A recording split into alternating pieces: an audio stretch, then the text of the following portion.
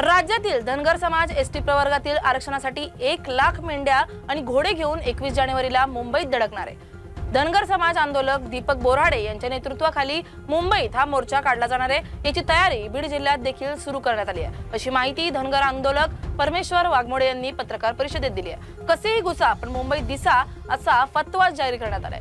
प्रत्येक समाज हा येताना 2 पशुधन घेऊन या असं आवाहन देखील करण्यात आलं असल्यानं 21 जानेवारीचं धनगर आरक्षण आंदोलन हे सरकार आणि मुंबईकरांसाठी डोकेदुखी ठरण्याची चिन्ह दिसत आहेत। तर येणाऱ्या 21 तारखेला आमचे मल्हार योद्धे आदरणीय दीपक भाऊ बोराडे यांच्या नेतृत्वाखाली, यांच्या मार्गदर्शनाखाली येणाऱ्या 21 तारखेला आम्ही 1 कोटी धनगर समाज त्या ठिकाणी कसा जमेल त्या प्रयत्नासाठी आदरणीय संघर्ष योद्धे दीपक भाऊ बोराडे 2 महिन्यापासून महाराष्ट्र पिंजून काढतात आणि उद्यापासून मी पण बीड जिल्ह्यातील जेवढे गाव आहेत, जेवढं शक्य होईल तिथं लोकांकडे जाऊन धनगर बांधवांना सांगणार आहे की आतापर्यंत राजकीय लोकांनी फक्त तुमच्या मताच्या पोळ्या भाजलेल्या आहे।